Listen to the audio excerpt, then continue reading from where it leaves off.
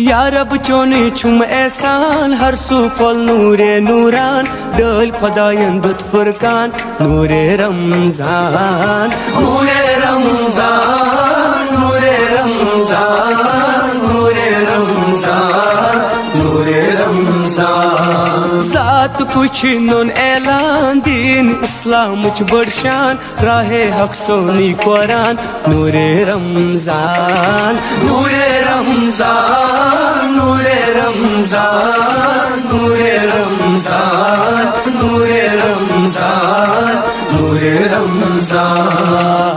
گلستان کا بہت یوگدان ہے اس معاملے میں کہ بہت اچھے پروگرام انہوں نے کیے ہیں، کیونکہ یہ ایک لازمی اور ضروری امر ہے کہ جو انسان کمیونٹی کا نہیں سوچے گا، جو انسان معاشرے کا نہیں سوچے گا، وہ کیا اپنے گھر کا سوچ سکتا ہے. تو گلستان اس میں بہت بڑا کام کر رہا ہے کہ جو انہوں نے پورے رمضان میں یہ پروگرام چلایا نور رمضان کے حوالے سے، جس میں اچھے علماء کو سکالرس کو لایا تاکہ خرافات سے لوگوں کو دور رکھے اور رمضان کے فضائل بیان کرے، رمضان کی حقیقت بیان کرے، رمضان لوگوں کے ذہن میں آ جائے. یہ بہت بڑا انہوں نے کام کیا ہے. اللہ تعالیٰ ان کو جزائے خیر دے. بسم اللہ الرحمن الرحیم.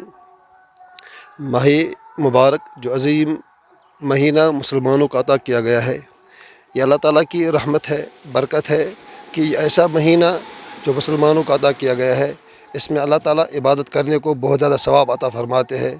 جو انسان اس میں پیسے خرچ کرتا ہے، چاہے وہ نفلی صدقہ خرچ کرتا ہے، چاہے وہ زکوٰۃ دیتا ہے، چاہے وہ صدقہ فطر دیتا ہے، جون سی عبادت وہ کرتا ہے، ہر ایک عبادت کا اللہ تعالیٰ اس مہینے میں ثواب جو ہے اس ثواب کو اضافہ کر دیتے ہیں.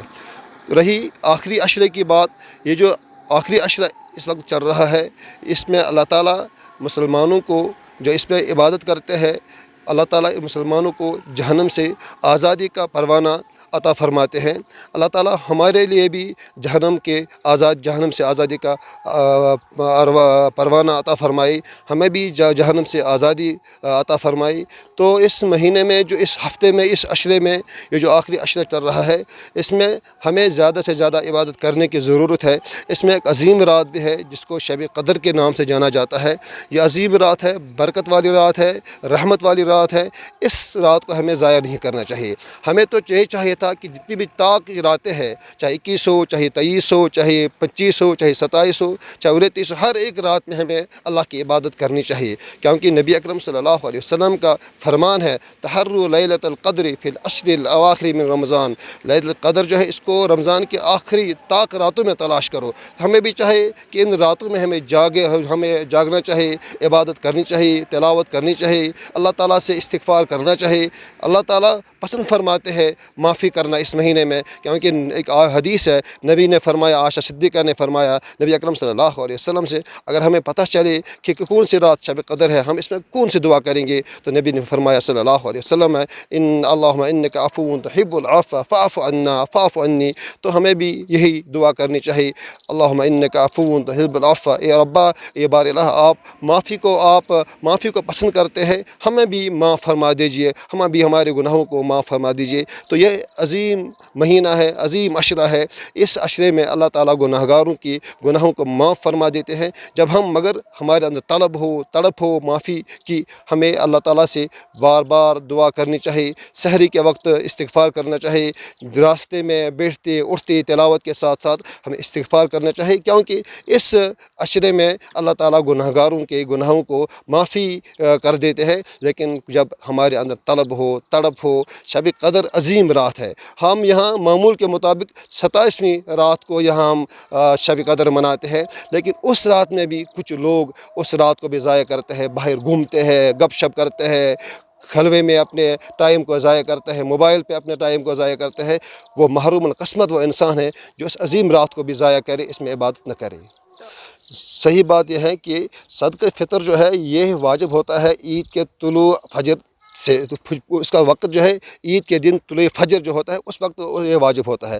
لیکن شرعی معاملہ یہ ہے، شرعی مسئلہ یہ ہے، اگر کوئی انسان عید کے سے پہلے بھی روزے کی حالت میں بھی، آج جو چل رہا آخری عشرہ، اگر آج بھی کوئی ادا کرے تو وہ ادا ہو جاتا ہے. اور بہتر یہی ہے ہم آج ہی ادا کریں، کیونکہ عید کے دن اگر کوئی غریبی ہوتا ہے، کچھ نہ کچھ اس کے گھر میں ہوتا ہے. لیکن ہماری کچھ ایسے چولہے ہیں، ہمارے کچھ ایسے لوگ ہیں جن کی افطار کے وقت افطار بھی نہیں ہوتے ہیں، ان کا چولہا بھی نہیں جلتا ہے، وہ کس خدا کو بتائیں گے؟ کیونکہ ان کی عادت نہیں ہوتے ہیں، وہ غیرت والے ہوتے ہیں، وہ کسی کے سامنے ہاتھ نہیں پھیلاتے ہیں۔ ہمیں چاہیے جو اپنے صدقۃ الفطر ہے وہ ہمیں جلد از جلد ادا کرنا چاہیے۔ نبی نے فرمایا صلی اللہ علیہ وسلم، من اداها قبل الصلاۃ فہی صدقۃ مقبولہ، جو انسان عید سے پہلے ہی وہ صدقہ ادا کرے وہ صدقہ مقبولہ ہے، اور جو عید کے بعد ادا کرے وہ عام صدقات ہے لیکن ادا ہو جاتا ہے۔ لیکن بہتر یہی ہے ہمیں صدقہ فطر عید سے پہلے، حالانکہ آج ہی ہمیں ادا کرنا چاہیے، تاکہ جس بیچارے کے پاس چولہا نہیں جلتا ہے وہ بھی اپنے بچوں کے لیے افطاری وغیرہ کھانا کا انتظام کر سکے۔ قرآن میں آیا ہے ان المبذرین کانوا اخوان الشیاطین، فضول خرچ کرنے والے شیطان کے بھائی ہوتے ہیں۔ تو عید جو ہے، عید مسلمانوں کی عید جب ہوتی ہے تو اس میں خوشی میں بھی ایک لمٹ ہونی چاہیے، جب غمی ہوتی ہے مسلمان کو اس میں بھی ایک لمٹ ہوتی ہے، نہ اس میں گلو، نہ خوشی میں گلو کرنا چاہیے، نہ غمی میں گلو کرنا چاہیے۔ ہمیں یہ امت جو ہے یہ اعتدال والی امت ہے، ہمیں اپنے جو پیسے ہیں وہ ضائع نہیں کرنے چاہیے۔ ہمارے جو گھر والے ہیں، ہم اپنے بچوں کو بے تحاشا پیسے دے کر وہ بازار میں ٹاس وغیرہ وہ چیزیں کرتے ہیں، وہ حرکتیں کرتے ہیں جو شرعی طور پر وہ حرکت درست نہیں ہے۔ کبھی کوئی بیچاری ماں چلتی ہے، بچے اس کے پیچھے یا سامنے وہ ٹاس پھینکتے ہیں تو وہ بیچارے ڈر جاتے ہیں، کبھی کبھی اس ایکسیڈنٹ کا خطرہ بھی رہتا ہے۔ ہم گزارش کریں گے پیرنٹس کمیونٹی کو کہ اپنے بچے کو اس سے گریز کرے، دور رکھے، ایسے بے تحاشا پیسے نہ دے جس سے آپ کا پیسہ بھی ضائع ہو جاتا ہے، اور ساتھ ساتھ کبھی اللہ تعالیٰ بچائے کبھی اس پیسوں کی وجہ سے آپ کو کبھی جرمانہ بھی دینا پڑے، کیونکہ جب کسی کی جان ضائع ہو جاتی ہے یا کوئی ایکسیڈنٹ ہو جاتا ہے۔ ایک اور گزارش ہے کہ عید کے دن ہمارے پیرنٹ جو ہے وہ اپنے بچوں کو بائکس دیتے ہیں، حالانکہ ان کو آتا نہیں چلانا، نہ لائسنس ہوتی ہے، نہ ان کو ڈرائیورنگ آتے ہیں، اس کے باوجود گاڑی بھی دیتے ہیں بچوں کو، بائکس بھی دیتے ہیں، پھر ایکسیڈنٹ ہو جاتا ہے، حادثات ہو جاتے ہیں، پھر پریشانی ہو جاتا ہے۔ عید کے دن پھر جو عید خوشی ہوتی ہے یہ غمی میں، ماتم میں بدل جاتی ہے۔ جس لڑکے سے ایکسیڈنٹ ہو جاتا ہے وہ گھر والے بھی پریشان، اور جس کا ایکسیڈنٹ ہو جاتا ہے بیچارہ وہ بھی پریشان۔ ہمیں چاہیے کہ ہم بچوں کو کنٹرول میں رکھیں۔ عید کے دن یہ خوشی کا دن ہوتا ہے مسلمانوں کے لیے، یہ تہوار ہے مسلمانوں کے لیے، لیکن ہمیں لمٹ میں رہنا چاہیے، ہمیں فضول خرچ نہیں کرنے چاہیے۔ ہمیں ان لوگوں کو بھی دیکھنا چاہیے جو بیچارے جن کے گھر میں چولہا نہیں جلتا ہے، جو یتیم ہوتا ہے، جن کے گھر میں کوئی پوچھنے والا نہیں ہوتا ہے۔ ہمیں دیکھنا ہے کیا ہمارا پڑوسی غریب یتیم عید کرتا ہے، اس کے کپڑے اچھے ہیں یا نہیں۔ ہم اپنے بچوں کو ٹاس کے لیے، فضول چیزوں کے لیے پیسے بے تحاشا دیتے ہیں، لیکن ہمیں یہ خیال کرنا چاہیے نبی اکرم صلی اللہ علیہ وسلم جو یتیموں کو دیکھتے تھے وہ پھر ان کو کپڑا لگایا کرتے تھے تاکہ یہ بھی خوشی سے نماز میں حاضر ہو جائے، بچوں کے ساتھ کھیلے۔ لیکن ایسا نہ ہو کہ ہم بے تحاشا پیسے دے کر اپنے بچوں سے وہ کام کروائے جو شرعاً درست نہیں ہے، پھر پریشانی گھر والوں کو بھی اور پھر محلے والوں کو بھی اور کمیونٹی کو بھی پریشانی لاحق ہوتی ہے۔ الحمد للہ رب العالمین۔